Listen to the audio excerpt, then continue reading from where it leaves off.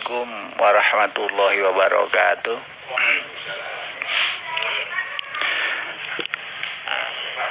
Alhamdulillahi haqqal hamdi.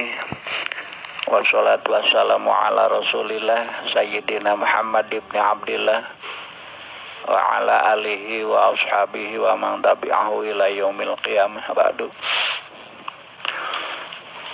Qala Allah ta'ala fil Qur'anil Karim. A'udzu billahi minasy syaithanir rajim. Bismillahirrahmanirrahim. Yuridullahu bikumul yusra wa la yuridu bikumul usra. Walitukmilul iddata walitukabbirullaha ala ma hadakum wa la'allakum tashkurun. Sadaqallahul azim. Bapak pimpinan pesantren Riyadul Ulum wa Dakwah, Bapak wakil pimpinan, Bapak kepala SMA terpadu, Bapak kepala SMP, Oke Teka Langkung, Bapak ketua yayasan, para dewan guru, para dosen, para ustadzah, hadirin, termasuk para bapak ibu guru yang ada di rumah, di tempat masing-masing. Pertama saya sampaikan taqabbalallahu minna wa minkum siyamana wa siyamakum taqabbal ya karim wa ja'alana minal aidin wal fat. Mudah-mudahan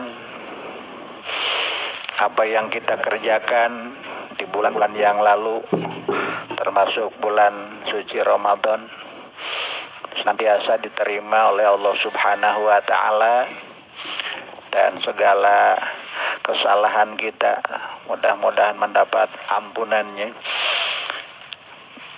Bapak hadirin, juga para pemirsa dimanapun berada, inilah kehidupan, bahwa Allah sudah jauh-jauh sebelum kita dilahirkan memberitahu la tadi nafsu madza taksibu goda. Tidak ada seorang pun manusia yang tahu akan apa yang besok kerjakan. Walaupun kita secara agenda sudah punya dengan sekame, punya kegiatan kerja yang sudah matang, namun Allah berkehendak lain. Allah mengirim ujian kepada kita dan kepada umat manusia sedunia dengan wabah corona. Ujian yang diberikan oleh Allah akan senantiasa terbagi. Satu, ada yang iman, semakin kuat imannya. Ada yang mengingkari dan kufur. Sehingga jangankan wabah yang tidak nampak,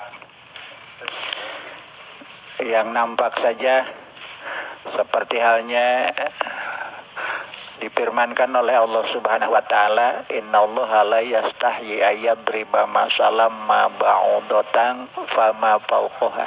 Ternyata terbelah. Orang iman semakin yakin bahwa Maha Agung, Maha Kuasa, Maha Besar Allah membuat makhluk yang begitu kecil bisa bergerak dan beranak, serta bisa memberikan manfaat selain ada juga efek madarat. Termasuk corona. Ada orang yang banyak pahala dengan ujian corona ini, ada juga mungkin orang yang mempunyai banyak catatan salah karena mensikapinya secara salah. Belum lagi sekarang subur dengan isu-isu hoak. Tidak sedikit orang yang mengatakan bahwa corona ini rekayasa dan dusta. Tapi logika kita memang sulit menerima kalau rekayasa. Masa para profesor yang sedunia begitu banyak yang ahli semua terkecoh dengan kedustaan kalau dianggap dusta. Untuk mencoba yang kurang percaya corona mah coba saja tidur dengan orang yang positif gitu. Dengan orang yang positif terpapar corona, tidur tanpa APD. Kalau bisa bergaul seharian tidak ada penularan, barangkali bisa disebut dusta. Ternyata orang yang sangat ahli ilmu kita dalam hal virus sangat sedikit.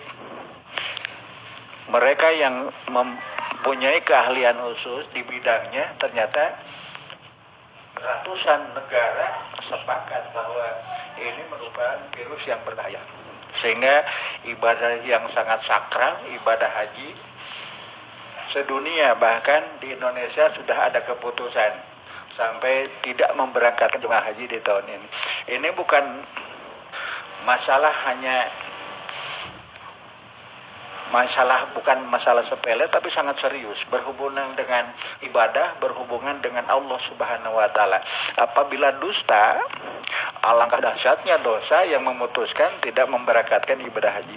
Tapi mudah-mudahan keputusan pemerintah kita tepat untuk menyelamatkan umat, sebab istitoah itu bukan hanya punya ongkos paspor dan Nah, kepada saudara-saudara dan para ustadz-ustadzah pada keluarga besar aktivis Riyadul Madawah dimanapun berada, kita harus hati-hati menyimak bahwa para ulama berpesan dalam berbagai kitab. Pertama, luruskan pikiran, sebab pikiran kita akan menjadi ucapan, akan menjadi tulisan. Ucapan kita akan menjadi pekerjaan kita yang diulang-ulang akan menjadi kebiasaan kita akan membentuk karakter kita adalah takdir yang diberikan oleh Allah. Sehingga dalam sikapi masalah apapun, dahulukan dengan husnudzon. Kalau orang sudah mencintai, kekurangannya bisa tertutupi. Tapi kalau orang sudah membenci, kejelekannya terus digali gitu, supaya kita tidak termasuk orang yang terus membenci apa keputusan yang sudah diberikan oleh dinas, oleh pemerintah, oleh pimpinan kita. Ada kewajiban kita untuk dalam hal-hal yang harus. Allah juga sudah jelas memberikan petunjuk bagi kita, atiullah wa atiur rasul wa ulil amri minkum. Ada kaid dalam ati wa ulil amri minkum la ta'ata li makhluqin fi ma'siyatil khaliq. Tidak wajib mentaati siapapun yang sengaja memerintahkan perkara yang bertentangan dengan perintah Allah. Dalam hal ini, situasi yang kita alami terutama di bulan Ramadan, ada beberapa daerah yang dilarang melaksanakan tarawih berjamaah. Ada juga yang tarawih berjamaah dengan catatan jaga jarak. Ada juga yang melaksanakan tarawih di rumah masing-masing. Semua itu adalah kasab kita, usaha kita, tarekah kita untuk senantiasa menjaga kesehatan lahir dan kesehatan batin. Apapun dalam situasi emergensi, dalam situasi darurat, yang tadinya halal bisa jadi haram, yang tadinya haram bisa jadi halal. Sudah diberikan gambaran oleh Allah Subhanahu wa taala lengkap dalam Al-Qur'an, tinggal kita bagaimana mensikapinya.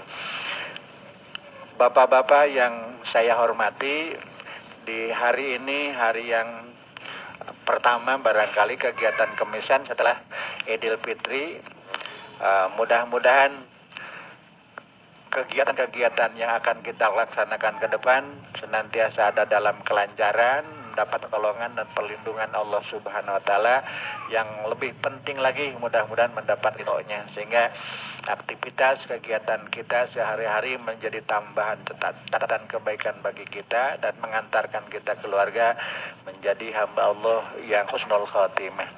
Serta anak didik kita dimanapun asal mereka, mudah-mudahan Allah menjadikan mereka anak-anak yang soleh dan solihah, yang anfa'uhum linnas wa ahsanuhum khuluqa.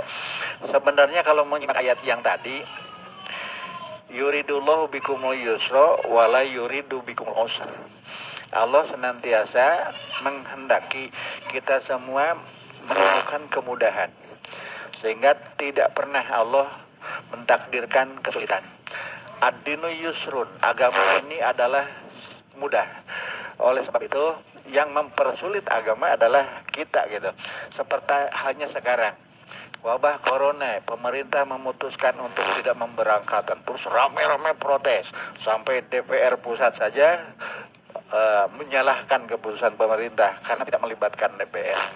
Padahal kalau berkumpul walaupun satu negara, kalau keputusannya tetap seperti ini gitu, tinggal saja gentle semua bahwa pasti akhirnya keputusan seperti ini. Sebab waktu yang begitu mepet, biasanya di akhir Syawal, awal Dzulqa'dah itu sudah berangkat gelombang pertama, kloter pertama. Sekarang sudah tanggal 14 Syawal. Belum ada sinyal dari Tanah Suci Mekah untuk mengizinkan jemaah haji luar bisa masuk gitu.